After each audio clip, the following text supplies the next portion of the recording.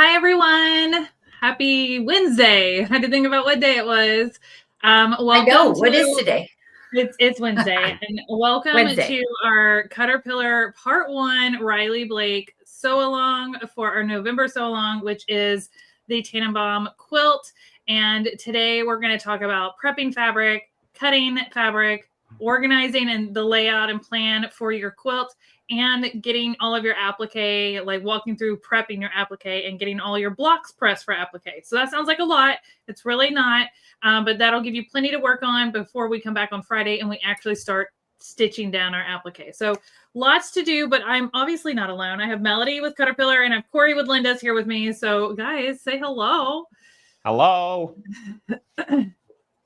Hello. Y'all ready to sew? Or not? I'm so excited. We're not sewing today. We're just prepping today.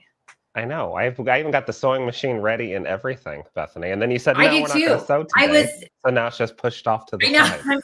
I mean, I have mine too. We could if we have time, but we're going to cover a lot of that on Friday. And I just thought to break it up, we're going to prep today and we have quite a bit to do. So any questions in the chat, please leave them in the chat. If you didn't know, and Eric can go grab it, because we wrote a whole blog on it as well. But Corey and I sat down and made like a supply list of things that you're going to need for this project.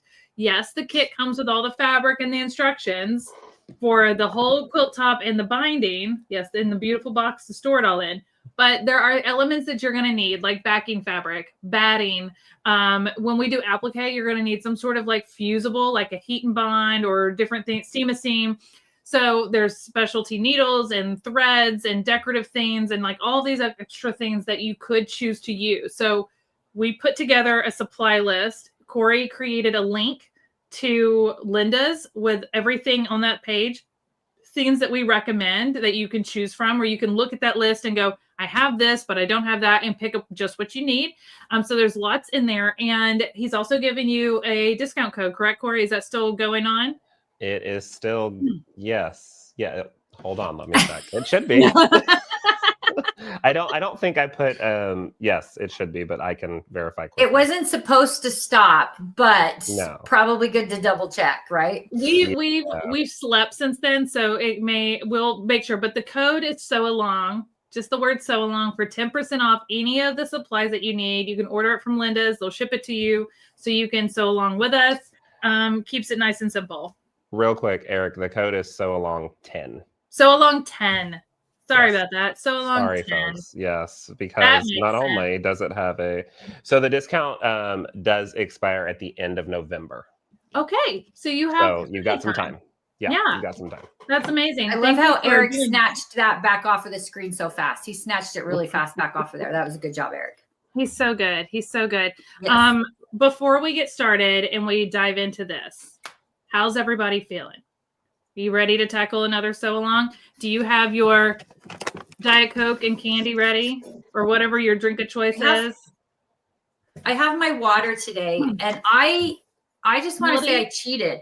I don't think I've ever seen you drink a water on a live before. It's usually a Mountain Dew. Look at you. You go, girl. Stay hydrated. So proud. Actually water. It's actually water. It is actually water. I've got my Sprite Zero Sugar Chill. Ooh. Have you had the Chill edition? It's cherry lime. It's delish. I want that one. Sounds so good. I want that one, but I got the cranberry one. The winter berry? You don't like it? Oh, I love it. I got a fridge full of it if you want to come get it. Yeah, I'll come get it. Yeah. Just hop on the plane real quick to come get the $10. I want to come. Come on. I just want to say that I'm feeling relatively good about this project. She's ahead of all of us. I cheated. Woohoo! I cut my trees all out. She's goals right now. So, and I have my little. Those are so cute. Oh, she went for the circles too. I have to say, Bethany, and I talked about this last time with you guys, and I am 100% honest on the videos with you folks, which you'll find out eventually. I've never done like traditional applique like this. So this is I've took the cover off the box, but that's it. I haven't done anything past that, so I will be step by stepping with you as well. I've done like reverse applique on the long arm, but I've never done it with all the stuff. So where this is, it's really fun, and I think you're gonna find that it's gonna open up a world of like options and opportunities. And this is like if you've ever seen anyone do like a scrappy applique where they're like piecing stuff, like it's the same method of like adhering an adhesive and sticking it down and stitching it. I'm making 2 of these. I have 2 of the kits, so I can like step out and do stitch alongs as we go. But we're going to talk about different ways to finish applique. And there's so many options. So as we go through this, you'll see I'm going to show you 2 different approaches to applique that can be very different and give you a completely different look. And it's all about personal preference. That's the fun part of applique. Is like there's no right or wrong.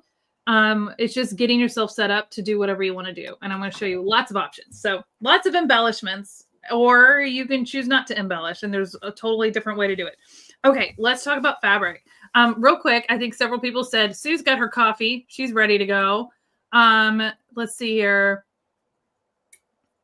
If I'm the only participant here in the chat, go rogue. Sue, that's hilarious. That's too funny. Have you ever used a scan and cut to cut the trees? Okay, Lindell, great question. So there's things like Cricuts, Singer Momento, scan and cuts. There's so many different cutting machines out there, and we can talk about that a little bit.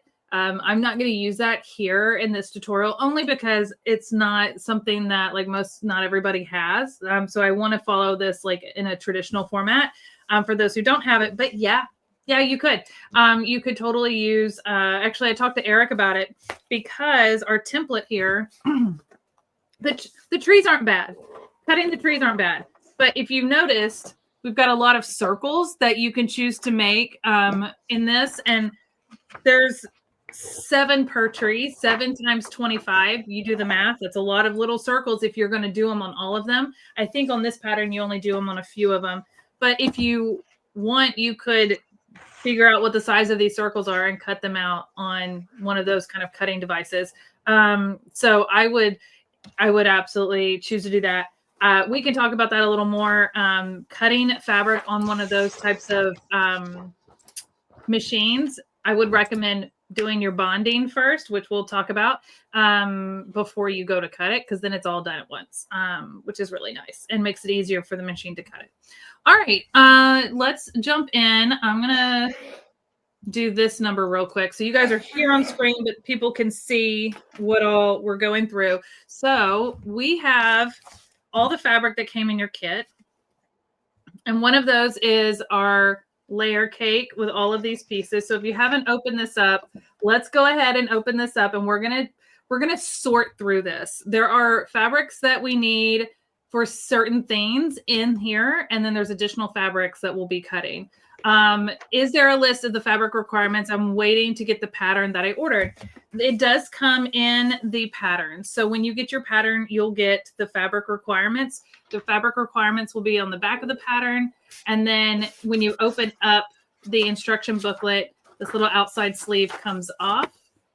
And then you have your applique template. So we'll set that aside. And then you have your instructions. In your instructions, you're going to have this page right here that's going to go through what all the fabrics are. So that's what we're going to go through right now. So if you're watching and you don't, like Catherine, you don't have your pattern yet, just watch and take notes. And then when you get yours, you can kind of go through it and rewatch the video. This is recorded and will live on our YouTube channel, so you can watch the replay at any point. Okay. So we're going to go through this page today, and then we're going to use our applique template as well. All right, so get everything set aside and ready. I've got stuff everywhere. Bethany, are you putting the little circle dots on all your trees? I honestly may not do any circle dots. See, that's what I was thinking, because I'm afraid that I can't cut a circle and make it look like a circle, because I don't have an AccuCut. I don't have something like that. So let me tell you, cut straight on a good day. I'm gonna tell you, if you want to do the circles, like they don't have to be perfect. They can all be a little different size too. That's the fun of like ornaments and dots and stuff. And when you go to stitch around it, that's where you can help with like making it look a little more even. For me, since I'm making 2 of these, I probably won't take the time to do the circles just because. That's cute that you think I could sew straight too. That's cute. Yeah. Thank you. I appreciate the vote of confidence, but I think like anyway. I know I'm not going to do the circles. I think that is not in my wheelhouse for this. That's not what I'd like. But I think doing some type of, and Bethany and I chatted about this briefly, and I see people in the comments as well talking about it, doing different types of like buttons or like little pom-pom things or things like that to make those ornament looks without having to physically cut them out. And we're going to talk all about that. We can talk about that at the end of today and so that you guys can prep for Friday. We're going to talk a lot about that on Friday when it comes to applique. Melody, look in your home to find a circle, like a bottle cap or something. Yeah, you could totally, use something else besides this. That's a really good idea, and I really appreciate that idea. I can't draw straight. When I was doing my trees, I don't know how you're going to show how you did this, but when I was tracing my trees, I was using a ruler the whole time because I can't draw straight either. That's fine. It's the cutting. It's the cutting that I'm sure I can't do straight. Y'all, if you don't know, Melody's camera has a mind of its own, and it just like zooms in on her. I'm sorry. Hilarious. It's so funny. I thought I had it figured out. I've learned what the problem is, though, Bethany. Side note, I've learned the problem is that I talk with my hands way too much, and I feel like it's a setting you can turn off on your camera, and we just need to figure out how. I checked; it is not. I don't think I can. I might be able to, but I don't think I can. But I've sort of tried to figure out. Do you have one of those OBS bots? Yeah. Yeah. See, you have to download this software thing to do it. Yeah. I've learned some of the hand gestures, but I talk with my hands so much that's part of what happens, and that's why it does that. But I'm learning. It's okay. It's fine. All right. So if you have your pattern in your box, go ahead and get this page out. We're going to walk through this page together. I think that's going to be really helpful to just go through this page together. So this first section at the very top where you see all the different colors, that is referring to your layer cake. Okay. And you're going to open that up and we're going to sort through our layer cake, which I've already sorted through one of mine. So we're going to sort through it. You're going to take, go through your layer cake and pull out 20 squares that are either red, green, or black and set those aside. You just need 20. Now, we're going to get the rest of them in a minute, but you need 20. Now, if you want, you could take one of these other pages that has the full quilt and you can see which 20 that they pulled and pull those same ones if you want it to look exactly like this. Okay. Or you can pick different ones. You get to choose. But what we're pulling right now is our trees, the actual tree shape. Okay. So pull 20 of those. And you'll see that I've got those pulled and already organized in order, which I'm going to talk about. And then, yep. Bethany, are you against, I know the pattern says red, green, and black, but there's something for the yellow for me. Okay. And I love the yellow. To have yellow.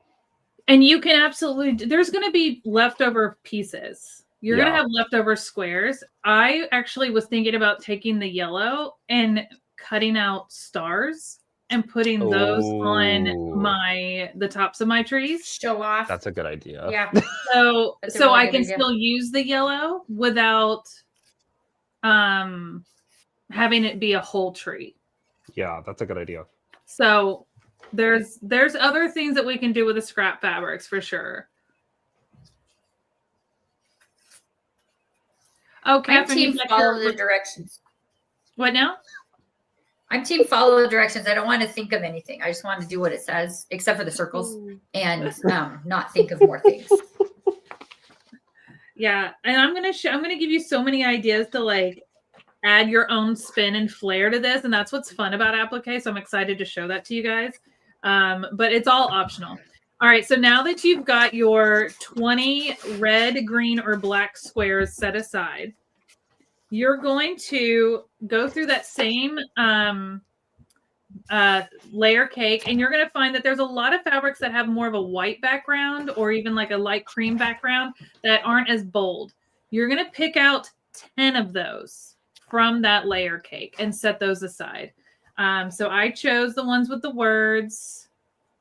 I chose this fun one, the music paper, the music notes, more words in the red color. And then I chose to do the ones that had just the red ornaments, not the rainbow ornaments, but you can choose whatever you want. Patricia, this kit, we actually sold this Riley Blake kit on our website, but we're sold out. But you can purchase the pattern from Riley Blake, or you can purchase a kit from another quilt shop or online shop that still has some available. But we sold out of ours last month. But you can still sew along with us. Bethany, not to interrupt you, but we have like 1 or 2 available on the site. Well, we do now. I know we got a couple extras for some people. Because we needed to because we oversold when we sold out of them. And so we got a couple more. I don't know if they're live or not. I'm going to pull out my computer while you're talking and see if they are. Patricia, if you want to send an email to support@CutterPillar.com, Melody might be able to send you a link to order one of the kits if we have it available. But you'll need to do it while we're live, and she'll be able to respond real quick. Yeah.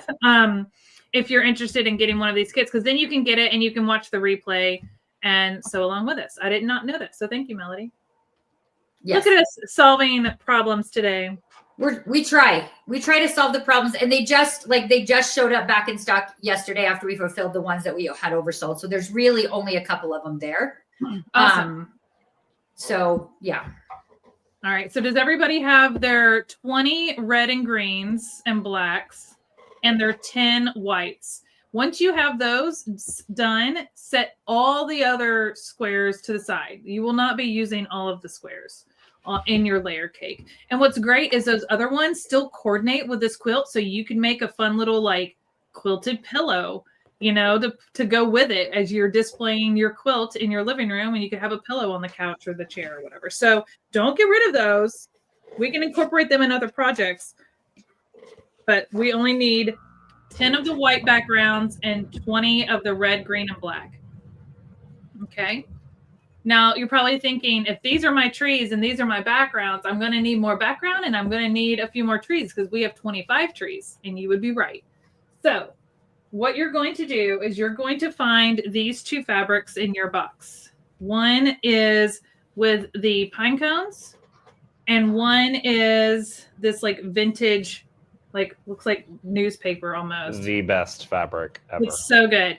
You're going to cut some additional 10 by 10 squares out of these 2 fabrics to get the last 5 trees. So you're going to cut 2 of these in this pine cone, and you're going to cut 3 of this fabric with the vintage looking fabric.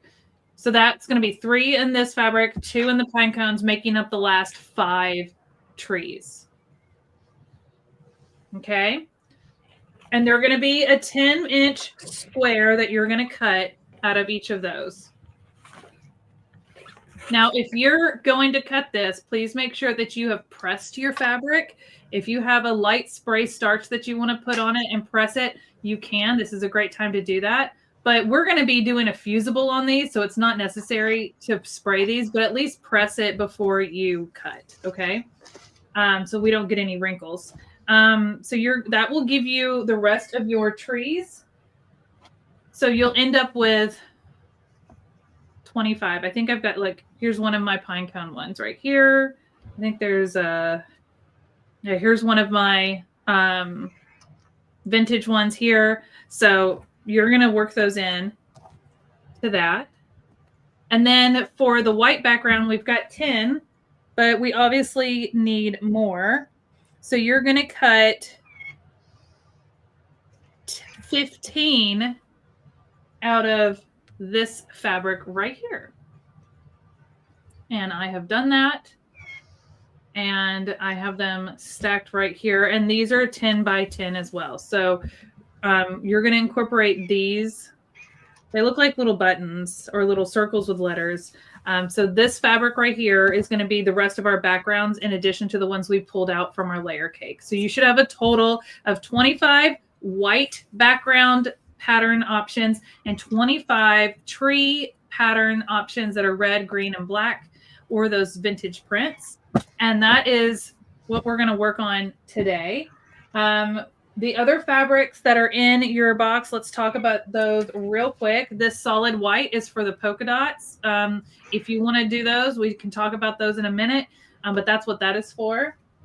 This black with the ornaments, that's your binding, so you can set that aside. We won't be using that until the end.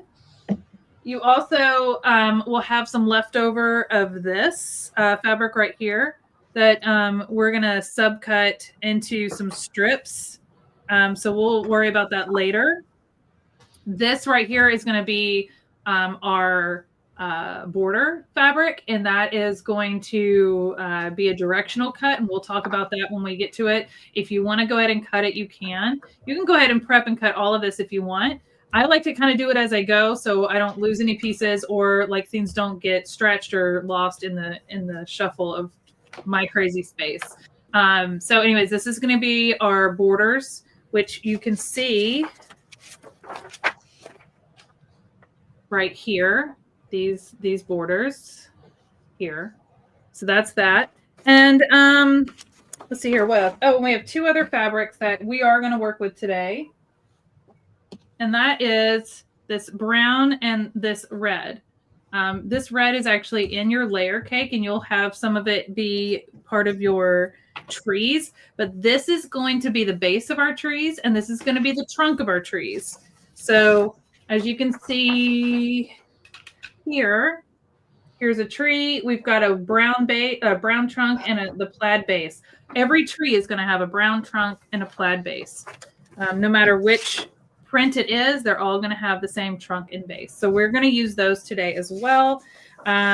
So you can set everything else aside and just have these two fabrics out, your white backs and your tree colors. Okay. Once you have all of that, we're going to work on doing our tracing and prepping our applique. Any questions so far? We are doing 25 trees, Tracy, which, if to make you guys feel any better, I'm doing 50 trees. Okay. So it's going to be okay. Everything's going to be okay. Now I've got all my, okay. Can I show you guys one thing I did buy to put on some of my trees? Look at these little wooden star buttons. Oh, that's precious. Yep. I thought it was like very on brand with the vintage. So I did get some of those. Okay. I'm going to get some tools out of my little box of mystery things that we'll talk about later. Oh. Okay. So the first thing we need to do is do our trees for our applique. And so we're going to go through that first.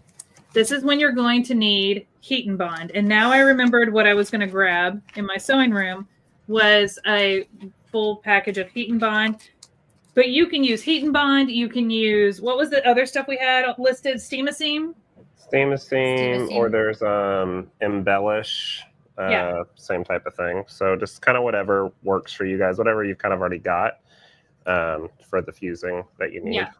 The key here is it is a double-sided fusible that is going to adhere our pieces to our material, holding everything in place so there's no shift and we can stitch around it really easily. The key is making sure that they're adhered completely edge to edge so that we get a clean stitch on our applique. This is a little scrap piece, but you can see here it's paper on one side. It's shiny and kind of bumpy on the other side. So this is the fuse. And then once you fuse it, this paper peels up and you'll just see this little kind of shiny side on the back of your fabric. You'll see it in a minute, and then we'll fuse that again. So it sounds like you're creating a forest. Yes. She is. Can I just say that just make sure that if you need to order some of that fusible when you order it, that it's double-sided, not single-sided, because the single-sided that you order that shows up at your house will not be helpful. No, it won't. Yeah. I won't tell you how I know that, but it won't be helpful. That's okay. It's okay. So I use Heat and Bond because that's just what I had on hand. And I use Heat and Bond Light. Well, you can use whatever you have on hand. And mine came in like a big piece like this. And you're going to see that I went through and traced my trees. And I'm going to show you exactly how I did that. And I did it, I'll be honest, I did it sitting in my comfy chair in the living room. And I have the Premium 2, the CutterPillar Glow Premium 2 light board under here. So it was wireless and I could just sit it in my lap and trace and cut, and it was so nice. So you're going to take your template. If you want to cut this square out so it's easier to work with, you absolutely can. I did not, but I have scissors. I just had scissors in my hand. Here they are. So we can cut this out if you want. Some people like to cut out the template pieces. And I'm going to tell you, there's so many approaches that you can go with this. And I'm going to explain to you why I chose to do it this way. I'm going to tell you other ways that you can do it. There's no right or wrong. The key here is getting the adhesive to the back of your fabric and cutting out your shapes. How you choose to go about doing that is totally up to you. But I'm going to explain to you why I chose to do it this way. Normally when I do applique, I'm putting the fuse, the Heat and Bond or whatever fusible on the back of my fabric. And then I'm tracing out my template once it's already on the fabric onto the paper side.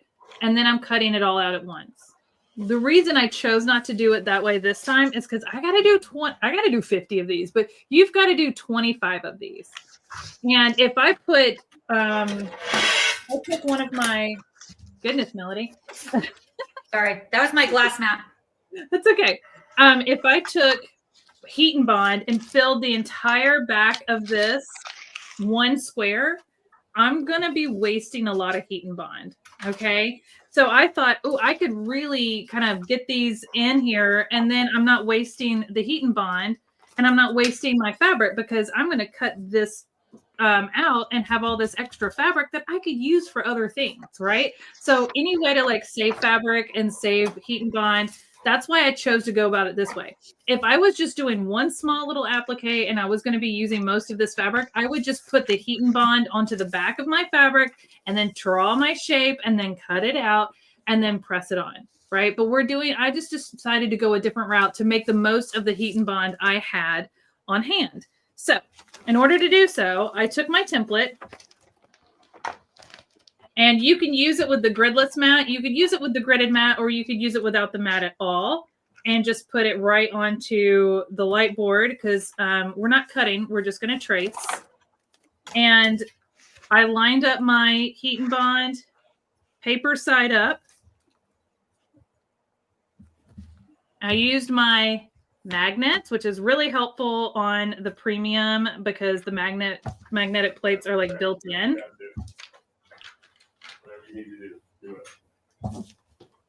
There we go. And then I took a Sharpie and I traced the line for the tree. Now, Melody said she used a ruler to trace it. That's fine. It doesn't have to be perfect. It doesn't have to be perfect because then we're going to go through and cut these out. That's what I'm talking about. This is what I was talking about. Hey, Melody, is there someone in your background talking? Yes, my dad and my husband are back there. Okay. Hey, Eric, can you put her on mute for a minute? Yeah, I'll mute me till they're done. Okay, that's okay. Anyway, so you're going to draw and trace your tree, and we're just tracing the tree. We're not tracing the circles yet. We're not tracing the trunk or anything. So just line up the edge of your Heat and Bond to that tree, and then I flipped it to be able to get another tree in there nice and close, and I was maximizing the use of my Heat and Bond. Okay, so this is where our light boards come in so helpful because we're able to trace right on and right through all of this super easily. Once you're done tracing, And you can use a Sharpie, you can use a pencil, you can use a marker, whatever you want, okay? And then we're going to cut these out. Now, you can cut along the lines if you want to, or you can just cut close enough. Like, it doesn't have to be right on the line. And I'm going to show you why in a second, once I cut one out. All right, so here's one that I've cut out of my long piece of paper of trees. So I've got one of my trees here, and I've got one of my blocks, and I'm actually going to swap out my cutting mat for my glass mat or glass pressing mat and put this on. There we go. And my iron is on. So we're going to press this fusible to the back side of our fabric, the wrong side of the fabric. Now, I don't know. This is a great example here. I have got this 10-inch square lined up with the lines on my glass mat. And you can tell that whenever this was cut, the fabric, like the print on the fabric wasn't straight. So it's kind of at an angle. That's okay, but I want to keep that in mind because if I put this straight onto the fabric, then the design's going to be at an angle on my tree. So I may just kind of shift my design here to be in alignment with the print so that my tree isn't crooked. Just curious if you noticed if the trees, tops to bottoms, right next to each other would fit perfectly exactly for just one cut. You could absolutely do that when you were drawing them on the paper. I did not do that because I was doing it sitting in my chair and my piece of paper was really long and it was hard to keep it all like perfectly lined up. So I just left myself a little gray space. And like I said, you don't have to cut on the line for this step. We're going to cut on the line once it's pressed onto our fabric. So here I've got it lined up with my fabric, the bumpy side down to the wrong side of my fabric. And I'm going to take my iron with no steam, and I'm going to press that onto my fabric. It does not need to be on the highest heat setting. It does not take much at all.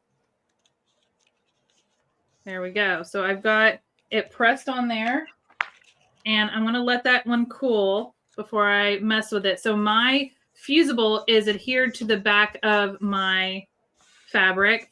And then we're going to you can do a couple of things. You can take some fabric scissors. You can take a rotary cutter. You could take paper scissors. It's totally up to you. And we're now going to cut out this shape. So we're just going to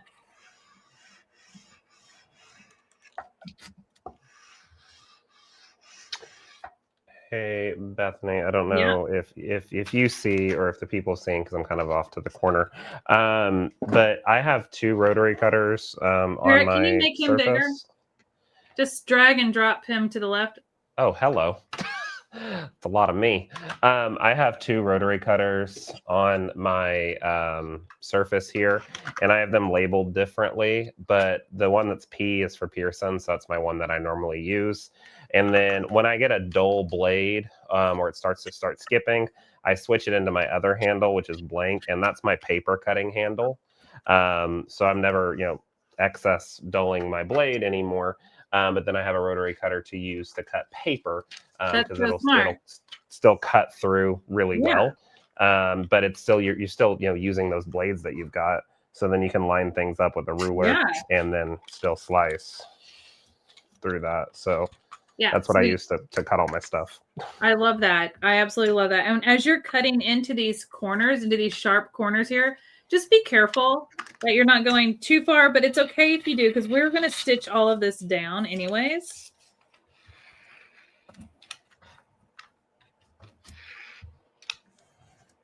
Let's see here.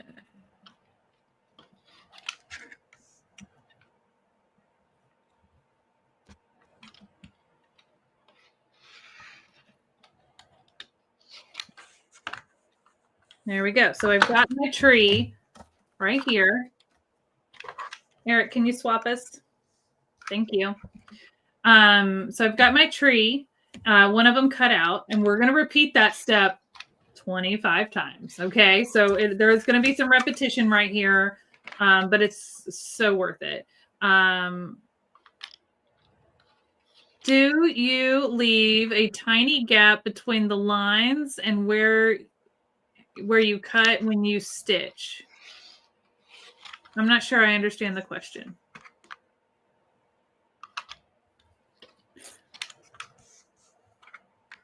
I'm not sure I understand. Anyways, I'll think about that and try to answer it in a minute.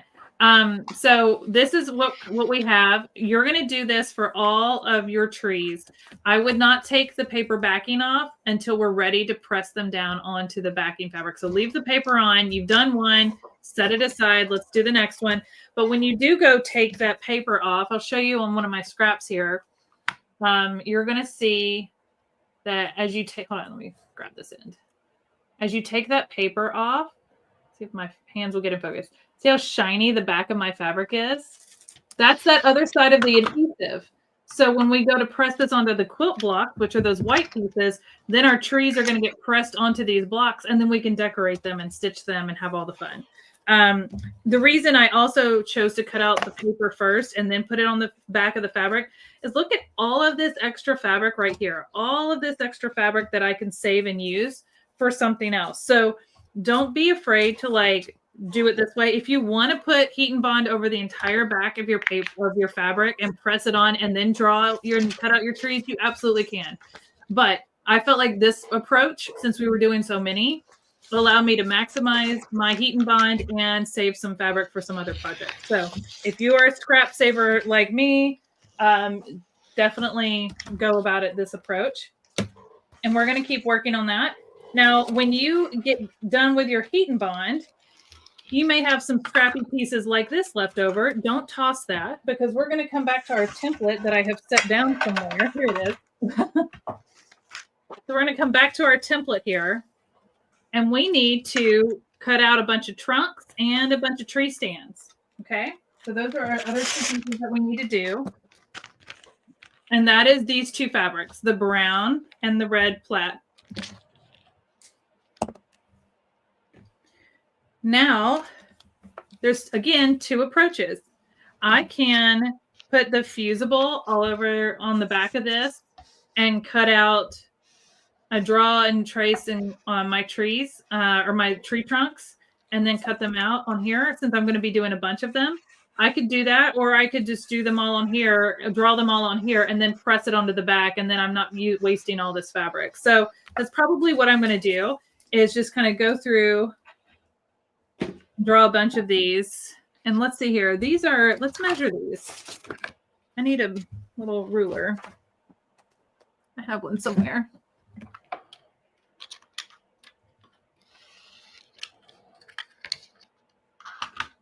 Yeah, they're okay. So what I'm doing, I'm looking at the size of this, because what I could do is put some fusible on the back of this and then just cut out this, because it's a rectangle, and not have to trace it. But it's not quite an inch tall, which is not the end of the world if we make it a little. Bethany, that's what I did. Is it? And that's what I did with mine. I just sort of like measured what I needed and then just kind of cut them all out. Yeah, that's probably what I'm going to do I can't cut straight with scissors. So yeah, totally. Now for the tree stand, I'm definitely tracing those. So let's do a couple of those real quick. And you can use your scraps. So I'm going to place this here. And where's my marker? I think I left my main marker in my sewing room where I was working on these. So we'll use this pen. Actually, no, we won't use that pen. We will use this pen. I like to use a Sharpie because it dries really quickly.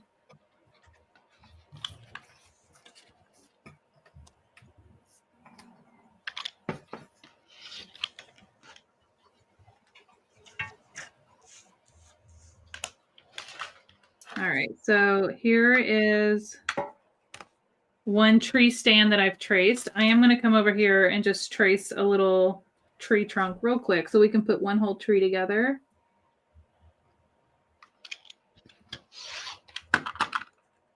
but I'll probably mass cut these later.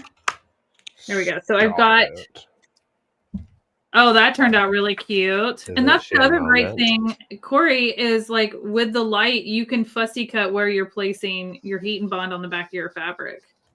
That's so cute. Look at her. Oh, I love it. Santa's perfectly placed. I know. It's the light board. It's everything just to be able to see. I know. It's so good. All right. So I'm going to cut out this paper and I'm going to cut this one kind of on the line. Since these are smaller pieces.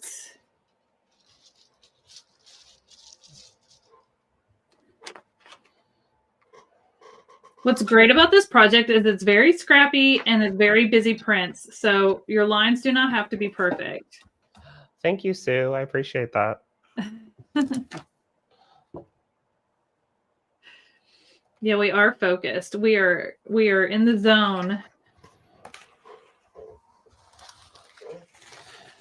Bethany, how much heat and bond did you need for your 25? I know you did 50, but for your 25.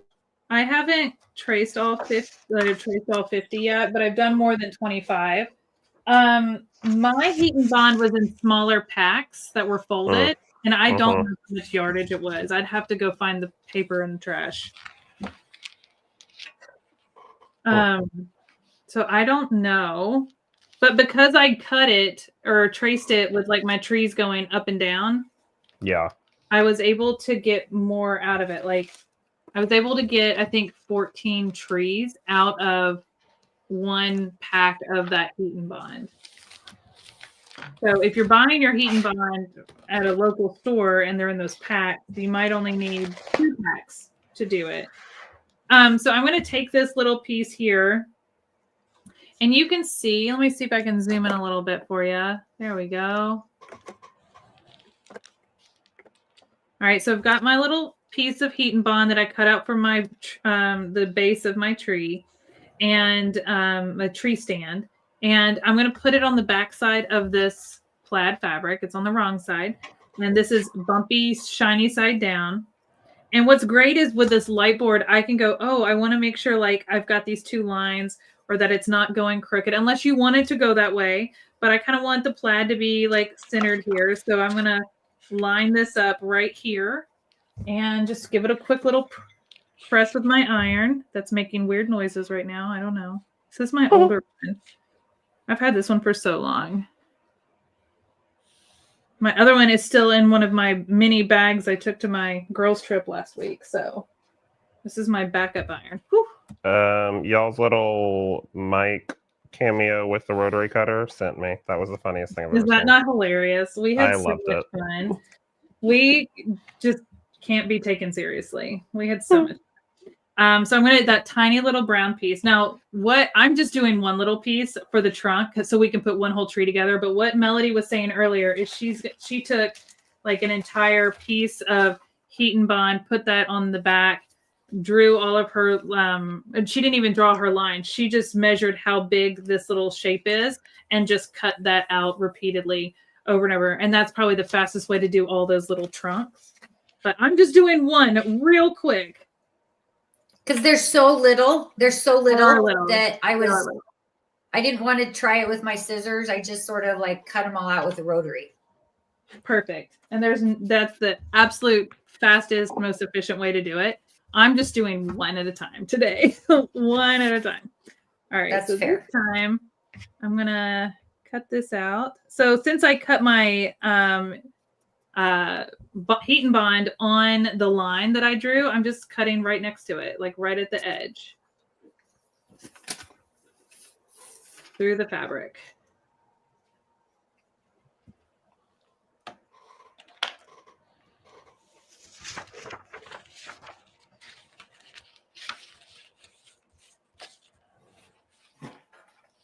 There we go. So we're going to build one whole block of applique today and get it all pressed down. And then what we walk through, you're going to repeat and do for all 25 blocks. And then we'll talk about all the things you're going to need for the next lesson on Friday so that we have all the stuff we need to do. The Friday is going to have quite a bit of homework compared to today.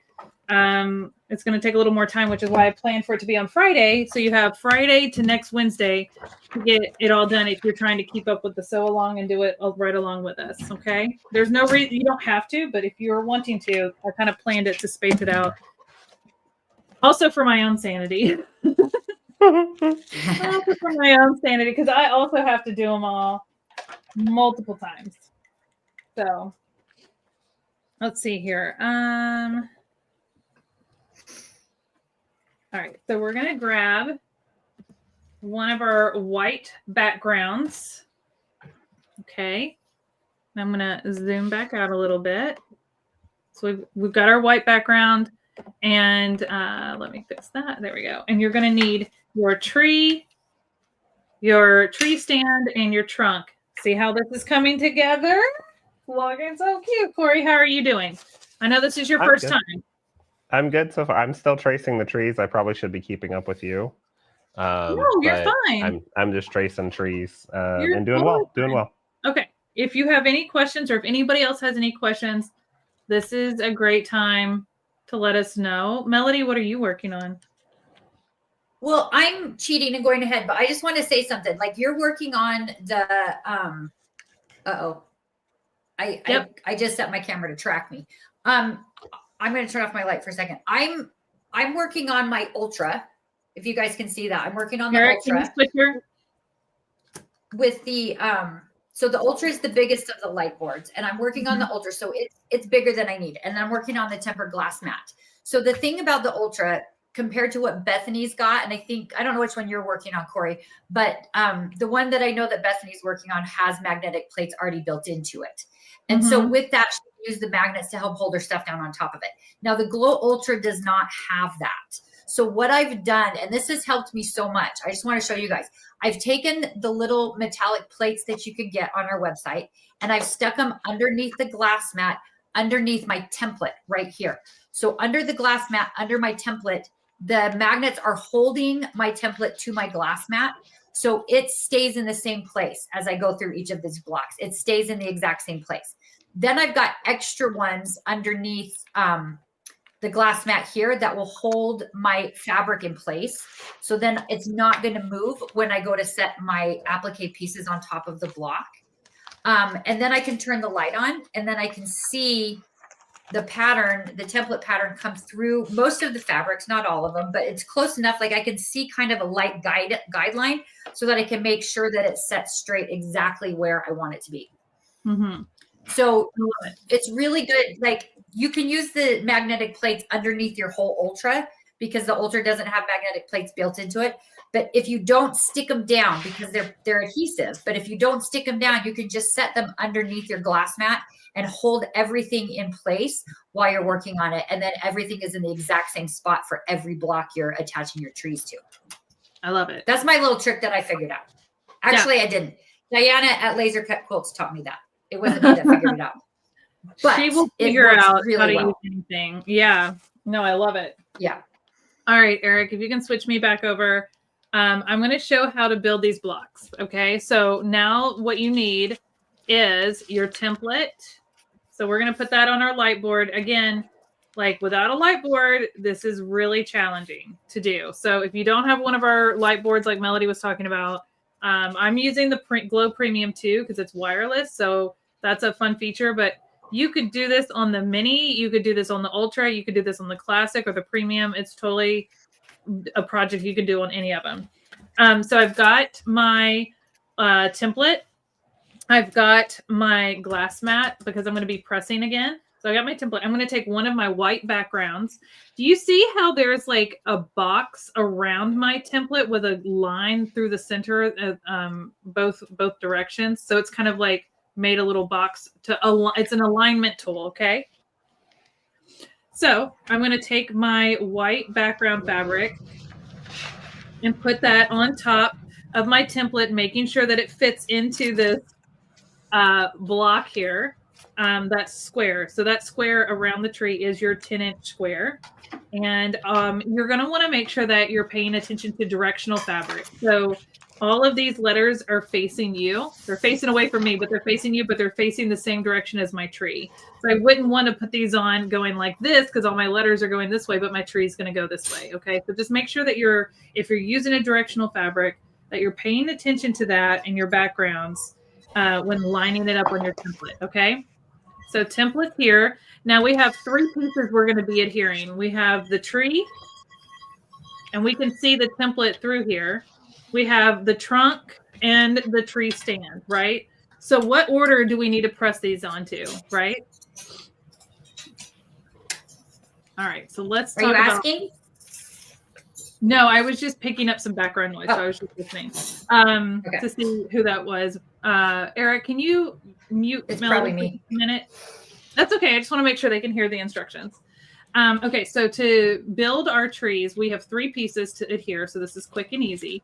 And we can see the template, and I even don't have my light up all the way. It was on the lowest setting, but we can see the template really easily through this white background fabric. Now, I am going to recommend that we put the trunk on first, because we do want the trunk to kind of hide, the top of the trunk to hide under the tree and under the tree stand. Okay, so that if we were to pick an order, that would be the recommended order, is to put the trunk on first, and then you can do these 2 in either order after that. Okay, and you can kind of see in the template that the trunk goes into up under the tree and down into the tree stand. So what you're going to do is you're going to take your little trunk piece and you're going to take that paper backing off, and that if it's not shiny on the back side of your fabric, you did not adhere this down all the way. So, and you need to make sure it's shiny. I've got my fabric lined up, my white fabric. I'm going to place my little trunk piece right here. If you have a couple of magnets, you may want to use it to kind of hold this in place just so there's no shifting. It's always really nice and helpful. See, what's great about the premium is there's so many magnets built in, and you just kind of like put it down and just wait till. And by the way, I am using the magnets through my glass mat, and that's lifted up off of this. That's how strong these magnets are. All right, I'm going to take my iron. I've got my little trunk set in its right spot, and I'm just going to press. I'm not moving the iron. I don't want my material to shift. I'm just pressing. That's it. That's all you got to do. It's on there. That's it. All right, so let's do our little tree stand here. I'm going to take the paper backing off and peel that aside. Place that, line that up using that template, and it's going to go right over that bottom part of the trunk.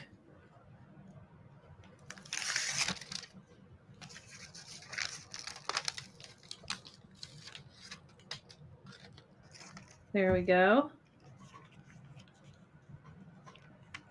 How cute. Okay, let's do the tree. I got to move one of my magnets. So I'm going to take the tree and take the paper backing off. It should come off super easily. And it's so shiny on the back. I love how it feels. And I'm going to line this up with my template. Now, as you can see, I did not do the best job of tracing and cutting my template. That's okay. Look, this one kind of comes in a little far, and I can see it's fine. They don't all have to be perfect. It's a very scrappy project. And then I'm gonna press in the center and then press my way out to the edge. Press in the center and slide it out to the edge. Press in the center, slide it up. That's it. Once I've pressed it all down, whoops, I caught the edge of that. And I just fold that back down. There we go. And I'm just gonna do like a quick little press over. Everything's nice and adhered. And that is it. You press those 3 pieces. This is all secure to this background. You can take all of this off. And now I've got this whole block ready for a fun decorative applique. How cute is that? This is super fun. See how it can come together so quickly? We're not cutting out a bunch of pieces to then stitch together and line up points and hope that they line up and match. No, we're just cutting out these whole shapes and pressing them on. And you're going to do that process for all 25 trees with all of your tree fabrics and all of your white background fabrics. And once you have all 25 done, then we're going to come back on Friday and we're going to actually stitch this down. Okay. Any questions? Any questions about that? That is the homework. The homework is to just make 25 of these. There's no stitching involved. Just prep, press and cut all of these and get them all ready to stitch on Friday. Okay. Let's talk about what you need for Friday. So we've gotten to this point and we are going to do some fun things. I'm going to show you a couple ways. Let's talk about this. When making applique, you can make all of these 25 blocks, sew all these blocks together, make your quilt sandwich and quilt all over it and be done. And you don't have to go through and stitch every little piece down because you're going to quilt all over it. Okay. That is one approach to doing applique when you're doing stuff like this. You can just do an all over quilting that'll catch all of it and it'll be fine. The other approach, the more embellished approach, as I like to say, is where we're going to actually stitch these down block by block before we piece all of our blocks together and then make our quilt sandwich and quilt it. And when you do it that way, you're going to do more stitching in this phase, but you may do minimal quilting, like stitch in the ditch quilting and those kind of things, or just around the tree kind of quilting. So there's two approaches. Does that make sense, Corey, how I explain that? I will have to watch the replay because I am so focused on cutting out this tree. I just thought you might have on quilt. So what I was saying is, like, if we do no stitching for the applique and we just piece all of these blocks together and make the top and then make our sandwich, we can just do all over like dense quilting and not actually do any applique stitching to stitch this down, because that quilting is going to keep it down. And that's totally fine if you don't want to do all the embellishments and stuff. But if you want to do some applique stitching, you can do a star button here. You can put on some rickrack. We're going to stitch around all these pieces. We're going to use some different stitches, decorative stitches. We can do all of that to decorate our trees and secure all of these individual pieces to these blocks. And then when you go to piece them all together and go to quilt it, maybe you're just doing some light quilting in between, or even stitching the ditch quilting, and you don't have to do as much quilting. So you're still going to be stitching. It's just, when do you want to stitch? Do you want to stitch and do all over quilting and not do detailed applique, or do you want to do detailed applique and minimal quilting? It's up to you. But that sounds like Sophie's choice.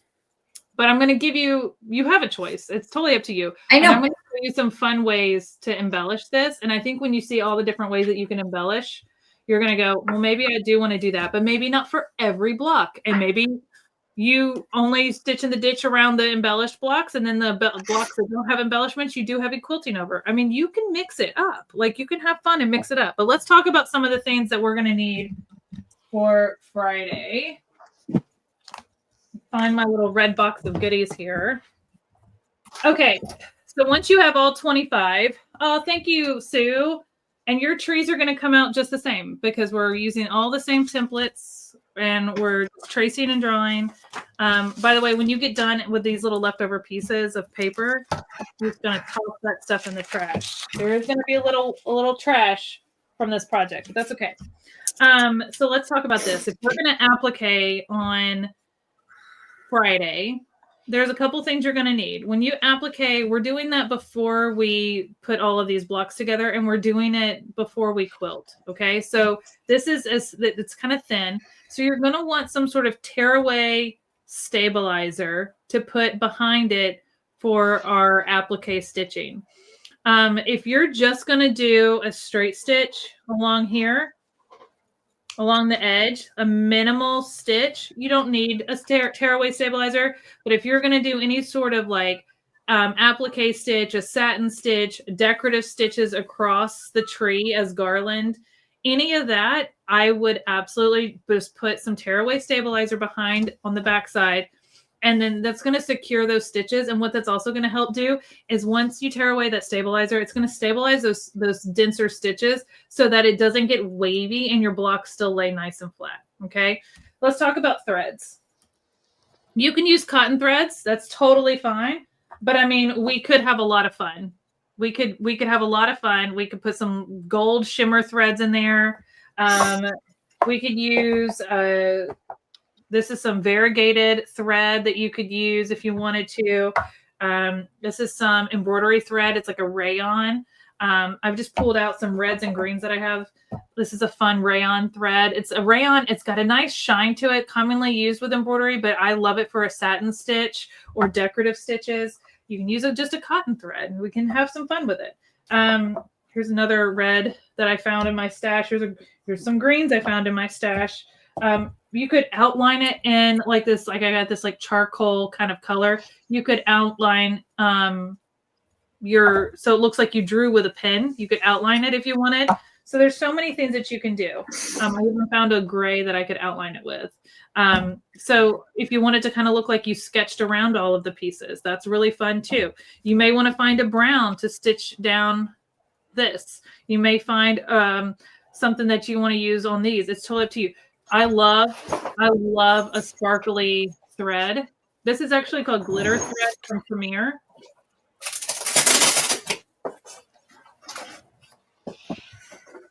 Hey, hold on one second. There we go. This is a glitter thread. It's a metallized polyester is what it's called. It's got some fun texture to it. It's not the easiest stuff to sew with, but when you're doing just little bits and pieces, it can be a lot of fun. So we can play with that as well. Now I'm going to move all of this aside and I'm going to grab, where did I put it? Hold on. Oh goodness. I keep moving stuff around in this room. Well, I'll go find it in a second. I ordered these little glitter thread. Yes, I ordered these little wooden star buttons, like 2-hole buttons, so I could do some little wooden stars at the top of my trees. So any sort of embellishment off of it. If you want to do these circles in the white fabric, you can. What's really fun is if you did these circles and you put a couple of them down on your tree, you could then use some of these pretty different color threads to stitch in them and add some color to it. So they don't have to stay white. They could have some decoration to it. I've got the little wooden star buttons, which I'm going to show you how to attach these without hand sewing. We are going to use our machine for all of this. I couldn't tell you the last time I hand sewed a button on, unless it was one that had a post in the back and didn't have the holes. Then you'd have to hand sew those on. But your machine can hand sew these 2-hole and 4-hole buttons. And I'm going to show you how to do that. I am going to go find real quick. Give me 1 second. Where did I hate when I move stuff around. Hold on 1 second. Real quick, while Bethany's doing that, another benefit for when you're cutting around your pieces, and Eric, if you want to, thank you. Working with a smaller rotary cutter. So this is if you're using a rotary cutter to cut around your trees on the backside, this is a 28 millimeter. So it's going to be a little easier for you to get into those points without slicing too far. And then I totally forgot I had my swivel, and it probably would have been smart to use it at the very beginning, but CutterPillar does make a swivel cutting mat as well that can sit on top of your board. So then I can just work around this easily by swiveling this section. And then I've got my Quilter Select ruler that keeps it in place. So then I can just cut and then rotate whatever direction I need to without having to move anything, which I think is super cool. And I then love that you two are using rulers. And I just went ham on it and didn't use I didn't place with a ruler. I didn't cut with a ruler. You know me and the rulers. I've got to have one. You know me. I was so scared to cut it without a ruler. I was way too scared. I do not cut straight. I don't either, but like I don't know. I'm like, it's scrappy. But the swivel is really nice. Great call out on the swivel. All right. Yes. I have 2 other things I want to show you guys for embellishments. So Eric, if you can switch it over. Thank you.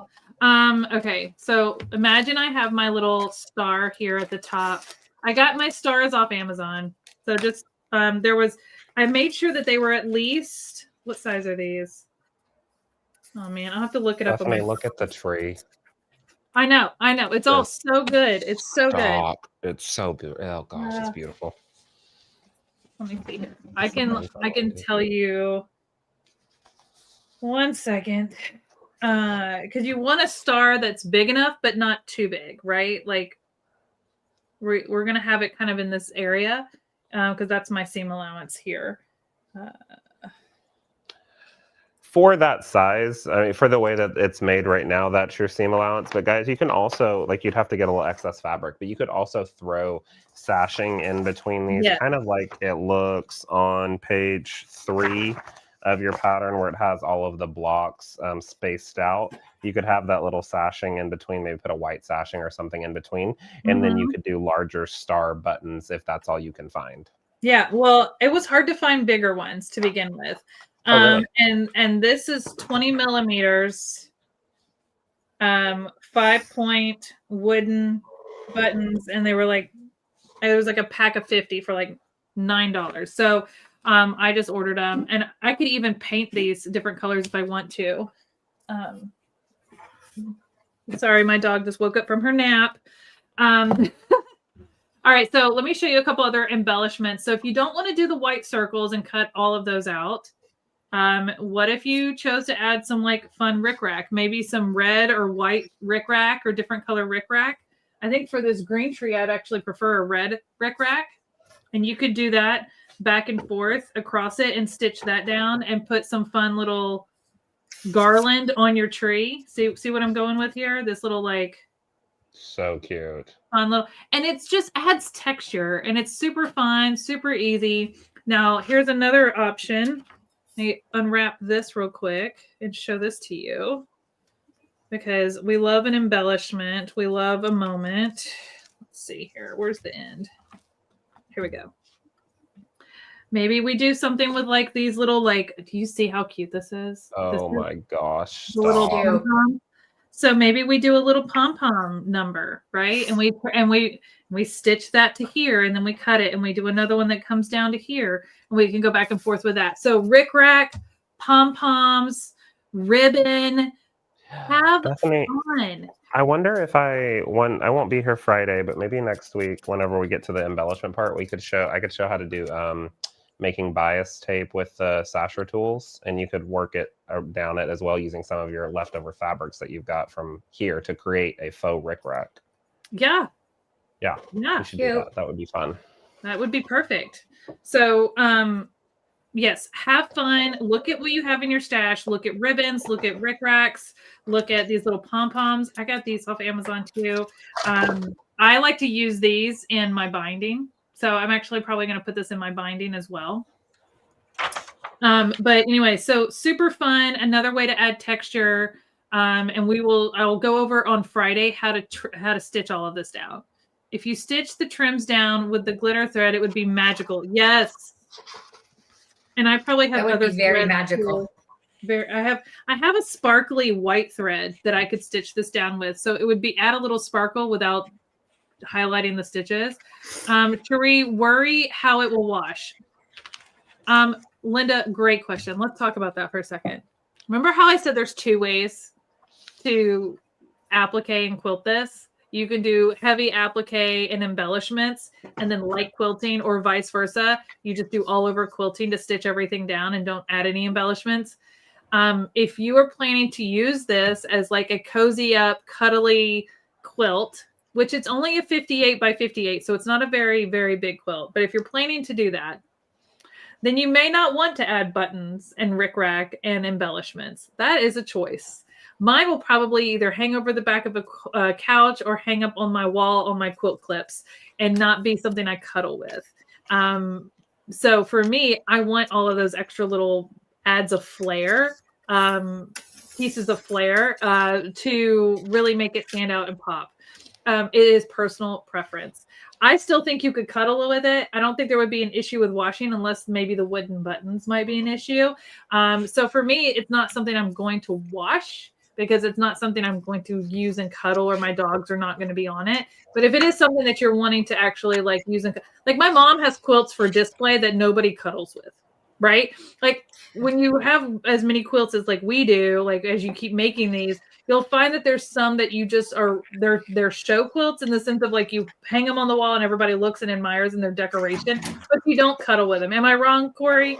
No, there's many that I don't cuddle with. Yeah. Many that I don't. Yeah. So you just have to decide for you what you prefer. On how you want to use the quilt can also be a deciding factor for how you want to approach the applique, the embellishments, or just all over quilting. And there's no right or wrong. It's personal preference. Catherine has a question. Could each block be done as quilt as you go with stitch around the applique with blanket or zigzag stitch for quilting? Okay. So Catherine, there's two parts here. For the applique, what you're talking about is you could use a blanket stitch around the edge. You could use a zigzag stitch around the edge. You could use a straight stitch around the edge, giving you a little more of a raw edge look. You can use a satin stitch. That's like a thicker, bolder stitch all the way around the edge. You can use decorative stitches. You can stitch it down however you want. And that's just for like the applique to stitch these pieces down, right? For the quilt as you go for each block, Corey can talk to that, but this would probably be a really easy one to do as quilt as you go because all the blocks are the same size and there's 25 of them. Now you would need extra fabric for the sashing in between because you would probably need to add sashing in between. And then you could quilt each block. Like if you wanted to do quilting around here and stuff, you could absolutely do that and then do the quilt as you go, but you would need additional fabric to do so. Well, Bethany, can you push your fabric piece away from you a little bit towards the other way? Okay, that's good. Okay, now bring it back up to where you were. Oh, we might have to. Yeah, we could do this. We could do this without having to have extra fabric too. Really? Mm-hmm. Because there's not really hard points that you have to really watch, except for that top one, but it's still far enough away. The top one is, let's see here. How far is it? It looks about a quarter of an inch, I think, right? It's a little more than a quarter. It's 3/8 of an inch from the top edge, just barely. And then this one is a quarter of an inch at the bottom. So if you wanted to if you wanted to do this without having to have extra sashing in the center or wider sashing between these blocks, when you're laying this out on your piece before you press it onto your background square, like Bethany showed you how to do, bring it just a tad closer from the edge on the bottom. That 3/8 on the top is perfect, but the bottom being a quarter of an inch, you could bring that a little up to match the 3/8. And then I can show you, it's called block by block method for quilt as you go. And I can show that how to do that. Oh, now she's got me going. It's in here. It's happening. Yep. So that's going to be next Wednesday's lesson. So great question for that, Catherine, because you can quilt, like we can applique and then we can quilt the blocks. And then we can do quilt as you go. We can show this a couple of different ways. Like there's so many different ways to do it, but I'm excited to learn from Corey on Wednesday how to do next Wednesday. So Friday, we're going to be adding applique and go through applique stitching and different options on our blocks. And then we'll probably go ahead and talk about if you want to go ahead and sew up all of your blocks in rows and do like a traditional style and not quilt as a go. We'll kind of go over that on Friday. And then after we've done our applique. And then on next Wednesday, we'll talk about doing quilt as you go by block. And then we'll talk about quilting, making your quilt sandwich and quilting around your applique and getting quilting done. And then following Friday, we're going to finish it up with some binding and we'll be done.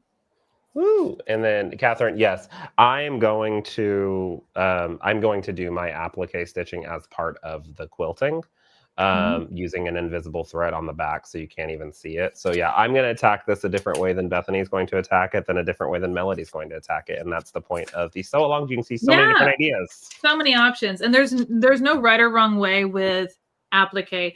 I like to stitch everything down with my applique because you're going to see a lot of the back and forth stitching, especially with you'll see I do some fun stitches, but I don't want to see all of that on my backing. So for me, doing it in this stage is the perfect option for me. And then I can kind of manage it one block at a time. But we're going to go through that. Let me just say, these kind of projects right here are the best way to get to know the decorative stitches on your machine. Raise your hand in the comments if you have never used anything other than the basic stitches on your machine. Straight stitch, zigzag, maybe a buttonhole or something at best. But if that's all you've ever used on your machine, but it has decorative stitches, this is a great time to play and learn and have fun with those decorative stitches. That's why they're there. So we're going to break those out on Friday and talk about them and use some stabilizer and fun threads and just go to town and have fun. Sound good? Do you guys feel prepared? Your homework is to make 25 of these. That's all you got to do. 25 of these. By Friday. I am not prepared. I am not prepared. I just want to say a little thing that I have found. Just a little tidbit for those of you that are using our light boards and our glass mat to do these. We talk all of the time about how you do applique on top of your glass mat, on top of your light board. We talk about it every show we're at, all our lives we do. We talk about it all the time, and it's so good for that. What I'm finding, because I am doing it in the same spot over and over and over and over again as I'm doing these applique pieces, make sure that you let your glass mat cool off in between them, because your glass mat will hold the heat. But if you keep ironing on the glass and you keep ironing on the glass on top of light, keep ironing on it, and it doesn't dissipate that heat all the way before you get it hot again, that heat may transfer down to your light board. And that is not something that we want to have happen.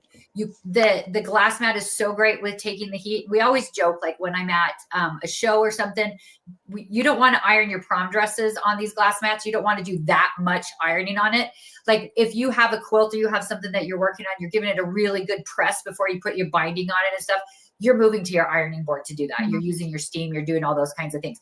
So the glass mat is meant to like tack it down and iron it quick and those kinds of things. It's not meant for like long-term iron over and over and over again. So make sure that you let that glass mat cool down between every couple of blocks or so as you're doing this, because you don't want that heat to transfer down to your light board, because then don't need iron on the highest setting either. You don't. Yes. That's what I found out that I was probably doing wrong.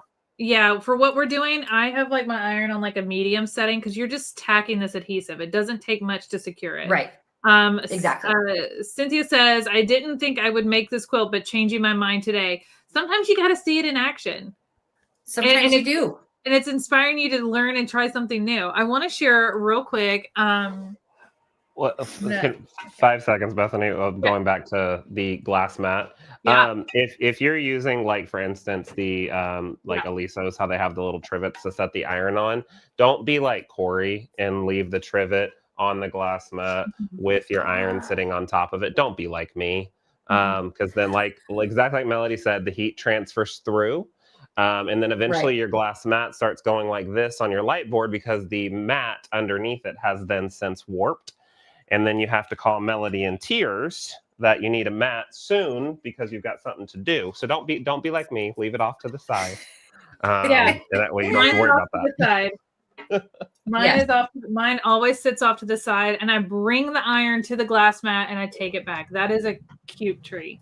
Isn't it? It's adorable. It's adorable. All right, I want to talk to you real quick. If you were thinking about adding some decorative stitches, decorative embellishments, some trim, there's a couple feet that you might want to consider. I don't have one of them here with me. I'll bring it next week or on Friday, but this is an example of one. This is a clear open toe foot. You may also have a metal open toe foot, meaning that this space right here is really open so that you have more visibility of like your decorative stitch and where it's going. Okay. So this is a foot that you might want to pull out. Yours may look a little different. You may have a metal one instead of a clear one, but it's just nice to have as much visibility of where you're going with these stitches. Another one is if you plan on adding any sort of buttons, that's a button foot right there. That's a button foot. Yours may be clear on the ends, mine are blue. And we're going to use that to attach our buttons if you plan on doing that. You could use buttons here for the star. You could use buttons instead of these white circles. Someone said, "Oh, I may not do the white circles because it's a lot of cutting, but you could get like fun Christmas buttons or different color buttons to put on here. You could even get those little jingle bells and hand stitch those on if you wanted to. And put a little jingle. Cute. How cute would that be? So, like again, the options are endless. Go through your stash. Pipe cleaners would be cute on this. I mean, like you could do all sorts of fun things. We're gonna play. I mean, and the thing is, you don't have to do the same embellishments on every single one. Like I may do this on a couple, but then I may do this on a couple. Then I may just do decorative stitches on some. I may use sparkly thread. I may just use some plain green thread. Like you just can kind of play. Maybe I'll use some fun red thread. The options are endless. There's no right or wrong, but I'm just letting you know that you're gonna be playing with the features of your machine, trying some different feet out that you may have on hand. So we'll be using some of these. An open toe foot. This one's not an open toe foot because it's got this attachment on it, but it kind of looks like this where it's really wide and open.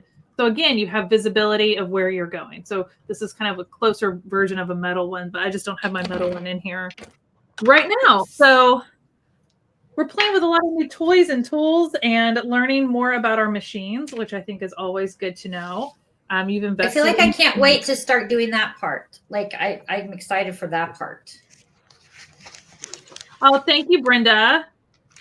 I'm glad you're watching and learning and getting inspired. I think, who was it? Cynthia said she wasn't sure if she would be interested in this quilt. It may not be her style of quilt, but now that she's seen it in action, she's like, well, maybe I do want to make this. Maybe I do want to try this. Maybe I never thought like applique could be so fun. And there's so many fun things you can do. I'm probably going to go over the top with the flare, but that's because I want you to see all the fun things you could do. You do not have to go as far as me. You could go further than me. It's up to you. But have fun with it. Come back on Friday with your 25 trees, and then you're going to have all weekend up until next Wednesday to embellish them. So, all right. Any other questions or anything that we need to tackle? Are we good? Do you want to drop that blog link one more time to the collection? Yeah, Eric. Great. Please do that if you don't mind. Dropping the link to the supply list so that people can go check that out and also get any supplies that you might need from Corey. And he has a discount code. Yup. Yep. So go get all your goodies. All right. Well, this has been fun. I will see you guys on Friday. I know Corey and I are just working along. Like we're just working. We're just working you're on so quiet today. We're so quiet today. Yes. You guys are both ahead of me now. I have done the one tree, and I have 49 more to go. So believe in you. I believe in you too. You can do it. It's gonna be some late nights. But please, if you are not a part of our CutterPillar Creations Hub Facebook group, go follow our CutterPillar Hub Creations Hub Facebook group. Join. I'll approve you to join because I want to see your progress pictures. Post your progress pictures. Once you get all of your trees cut out, or if you're sitting there with your light board tracing, I want to see a picture. If you've got your first tree put together, I want to see a picture, or all 25. I want to see where you're at. I want to cheer you on. I want to support you. I know Melody posted some stuff in there recently too. So go share your progress picture so we can all be cheering and supporting. If you have questions along the way, that's a great place to put it in between our lives so that we can help you out as you're working through it. But yeah, go over there, hang out with us over there, see our progress pictures. You can still see people are posting their last sew along that we did with the table runners. Their finished projects. So also, guys, it is not too late. It is not too late to Hi Mom. It is not too late to sign up to be a VIP for our Better Than Black Friday sales. So that ends Friday, right? Bethany, is that Friday? Sunday. So Sunday, right? Because our regular Black Friday sale will start on Monday, the 17th. Mm-hmm. And then there'll be no more registering. So make sure you do that. Make sure you sign up for that. because we have, like last weekend, we had a special just for VIPs where if you made a purchase, you get a free fat quarter bundle bag, which was pretty fun. That we did over the weekend. That was, and you only get that if you only get the email with the coupon codes for those kinds of things if you're VIP. So make sure you go sign up for that on the website. So good. Sue, I'm so glad you got your premium too. I love that. That's amazing. But it's great to do that. Yes, Brenda signed up. Yay. Okay. So make sure you guys do that. This was so sweet. Susan says the instruction adds so much value to the purchase of the kits. Thank you, Susan. That's why we like to do this. We want you to feel confident in purchasing these kits. So yes, go sign up for our Better Than Black Friday deals on CutterPillar. There's a registration. That registration, what did Melody say? Get you 25% off. I didn't say that yet, but it does. It gets you 25% off before our regular Black Friday sale starts Monday the 17th, which will not be 25% off. So, so you get now's the time to do that. You get special freebies in your emails just to our VIPs once you register. So always read those emails and once you sign up. You also get entered into giveaways that we're doing with our lives, not the Sewalong lives, but the other lives that we're doing. We're doing like free giveaways like every single time we go live this month. But only VIPs are entered into those giveaways. It's so easy to register. You just pop in your email and name. You can pop in your phone number too if you want to get the text alerts with the codes instead of an email. So fun. Definitely go take advantage, but you only have until Sunday to register as a VIP, and then that is going to be closed. But and then our regular Black Friday deals will be happening starting Monday. But I'm telling you right now, they're not as good as the Better Than Black Friday VIP deals. You just have to go register to get them. That's it. Yes. The lives are fun. Make sure you do that. Sue says our lives are fun. We do have fun. We do like to have fun for that. That's for sure. For sure. So go do that. Join that. If you guys have any questions or anything, always pop them in the chat if you're on the lives or email us at support and we'll do our best to take care of you. Like Christmas is coming. It's time to make our Christmas trees quilts and it'll be so fun to have it all the way done by the end of next week. I'm super excited for that. Look at how much progress you've made. Well, I'm flying through them. They're so cute. I love this one. That one's really good. I love them all. I mean, I love them all, but it's the vintage fabric for me. The wallpaper looking. I could do a whole one of just these and be a very happy person. I know, it's so good. I know, Melody, those are so good. I love those. Yes, Melody, I just want to say I love your tree that you put in the corner of your studio. That's a new addition from Monday Live. It is. It's still a little bit of a work in progress. I always, when I make my trees, I tend to hate it first, and then it takes me a couple of days, and then I fuss with it a little bit, and then I like it. So that's sort of where I'm at with that one. I'm in the middle of not sure yet, but we'll see if it changes.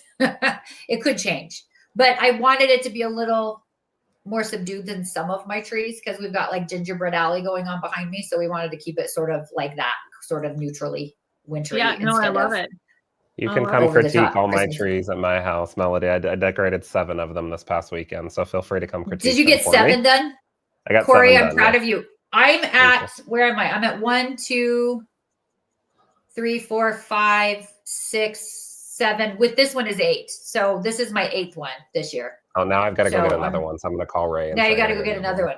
I know, but that's it. We've talked about it. I have a little bit more space than Corey does in his place, so I don't know if you want to get too many more in there. But I have 1, 2, 3, 4, 5, 6 more to do, and then I don't know if I'll do it this year or not. But the other one that we have to do is our regular tree that we actually put presents under, which I don't usually do. My husband usually does that one because it's usually full of Star Trek. So that tree we have yet to tackle as well. So 9, including that one, we still have to do. So we're getting there. With the fact that I have to sew up 2 of these quilts, I don't know if my Christmas stuff's ever going to go up. Normally I'm like a November 1st kind of girly, but I didn't get a chance to do it then. And then I was traveling, and then now I've got 2 quilts. It may be Christmas before I may just not even put it up. Who knows? At this rate. You know what? This is the thing though.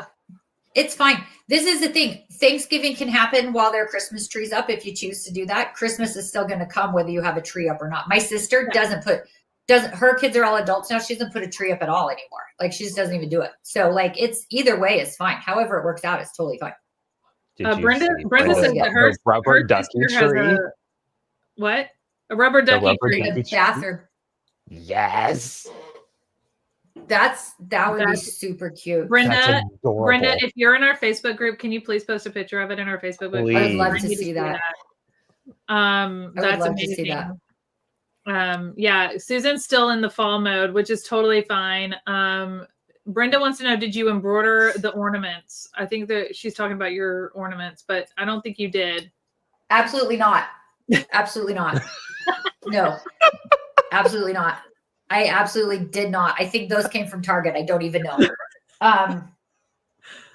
They're actually, I got them, I think it was Target. I can't remember. I had them for a couple of years and I haven't really found anywhere to put them till this year. It's a garland that I cut apart. But they're kind of like crocheted snowflakes, but not hand crocheted or hand embellished in any way, shape, or form. Absolutely not. I think Lindell's trying to say something about you. Has anyone watched Holiday Hoarders on HGTV? I'm going to look that up. For that.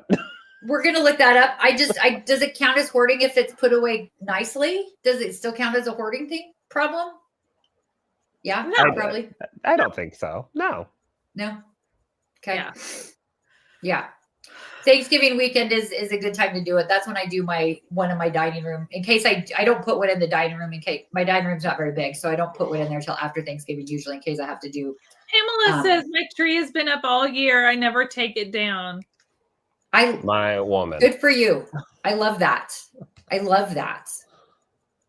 think that's so great. Diana wants a tour of the trees. Sorry, Eric, but Eric and I are both hitting the same buttons. She said, I think we need a tour of the tree video. Okay, I can do that. I can try to do that. I can't do it yet because, as Keisha just mentioned, the house looks like I'm a hoarder right now because everything's out. Because everything's staging right now. And so there's bits of everything everywhere. And so as soon as that's all done and put away, I will do a quick video. I'll post it in the Facebook group and you can all kind of take a look at where all the trees are. Yeah. Keisha always likes to do that, Eric. I love this. My sister used to hang her tree upside down. Did she? That would be fun. I've never tried anything like that. That'd be fun. I feel like if you have small children or cats, that would be a great way to have a tree without them messing with it. I think so. That's super funny. Brenda says that the rubber ducky tree has bubbles for ornaments. Stop. Cute. Brenda, I know it. Stop it. I know it was your sister's tree, but if you can have her send you a picture and post it in the group, we're gonna need this. We need to see it. I feel like I'm going to make an extra tree this year. That's what it sounds like to me. That's such a cute idea. I have a holiday tree that I decorate for various holidays and seasons. It has pumpkins on it that I have sewn and some that are painted by me. I love that you keep a tree up and just kind of like change it out for the seasons. I've seen people doing that. That would be Keisha, so cool. okay. Keisha said she would love an upside down tree. Keisha, I'll do, if you can figure out how to mount your tree, I'll come up and decorate it upside down. That's fine, but I'm not mounting it. I'm not doing that part. I have to, guys, for those of you that know Keisha, she joined us for our live last Friday. She's my best friend and I have to decorate her Christmas tree for her every year. Because, well, last year was the first year, but from now on, I fear I have to do it for the rest of our lives, which is fine. I like to do it enough, so I have to go do hers while she's out of town for Thanksgiving. So I'll be doing hers. If you can mount it upside down, Keisha, I will decorate it upside down. I can do that. I can wire things to a tree like the best of them. Like I can do that. That's not a problem. I will totally do that. Yes. That's so fun. Right. Look at this. Brenda says, when my sister's son got married, we made decorated Christmas trees for every table. They were themed. I think my sister and Melody could compete. That would be fun. Like every single tree that I have is a bit of a different theme.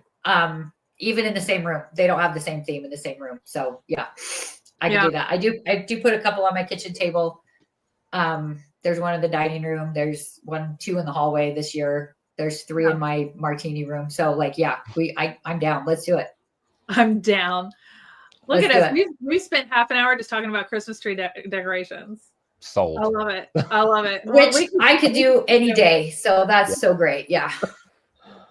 Yes. Well, I hope I get my, like I've usually have mine up already, but like I said, I was traveling. We just renovated the bathroom. So like there's still construction stuff. Like I have all new tile in my bathroom. So like there's still like some stuff that has to be done. I think my son's coming home for Thanksgiving. So like I need to make sure his room's cleaned out. Like I'm about to renovate my entire sewing room. So like I'm at this point where I'm like, do I even bother? Or do I just wait until everything settles down and just maybe put up one tree? I don't know. Usually I go all out and I have a bunch of trees too. So I don't know. I'm just not feeling it this year. I'm in a mood. I'm in a funk. Then it's fine either way. Is the thing. Yeah, we just fly out to her house then. Yeah. Melody, we should just go to Bethany's and just say this is what we're doing. So Friday's live. Everybody will be streaming from my studio here. We'll all be sewing together in person. I'm kidding. That would be so fun, though. Yes, that would be fun. That would be awesomely fun. Tracy, she's at her house right now. She just needs to take. I am at my house right now. Yeah. I just need to get them. I just need to get the crazy under control before I dare take any photos of any of them or videos of any of them or anything. So I'm getting there. I hopefully after this weekend I can put all the stuff away.